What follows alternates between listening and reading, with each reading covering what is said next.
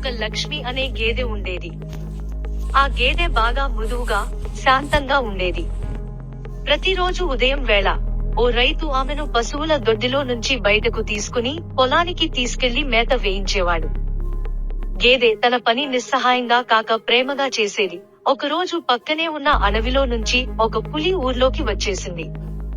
అది భయపడే జంతువులను చూస్తూ ఎవరినైనా వేటాడాలనే ప్రయత్నంలో ఉంది. రైతు గేదెను పొలంలో ఒంటరిగా వదిలి ఇంటికి వెళ్లిపోయాడు.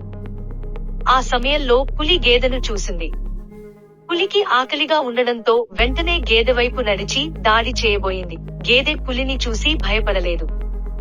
ఆమె ఎంతో ధైర్యంగా నిశ్చలంగా నిలబడి ఉంది. అప్పుడు ఆ పులి చాలా ఆశ్చర్యపోయింది. ఇది ఎందుకు పారిపోవడం లేదు అని అనుకుంది. అప్పుడు గేదె ఇలా మాట్లాడింది. పులి అన్నా, నువ్వు నన్ను తినాలనుకుంటే తిను. కాని నన్ను తిన్నా నువ్వు గర్వపడేలా ఉండదు. ఎందుకంటే నేను కేవలం ఒక పశువుని కాదు.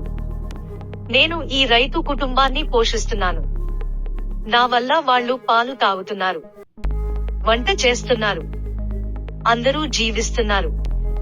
నువ్వు నన్ను తింటే ఒక కుటుంబాన్ని బాధలో ముంచిన దానివి అవుతావు. అప్పుడు ఆ పులికి గేదె మాటలు బాగా నచ్చాయి. దానికి మనసు కూడా మారింది.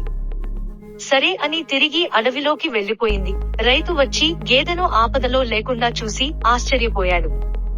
తన గేదె ధైర్యాన్ని గౌరవించి ప్రేమగా తల మీద నిమిరాడు. మీకు గనుక ఈ వీడియో నచ్చినట్లయితే దయచేసి మా ఛానల్ ని సబ్స్క్రైబ్ చేసుకోండి. అలాగే మా వీడియోస్ ని అందరికీ షేర్ చేయండి. Thanks for watching my videos.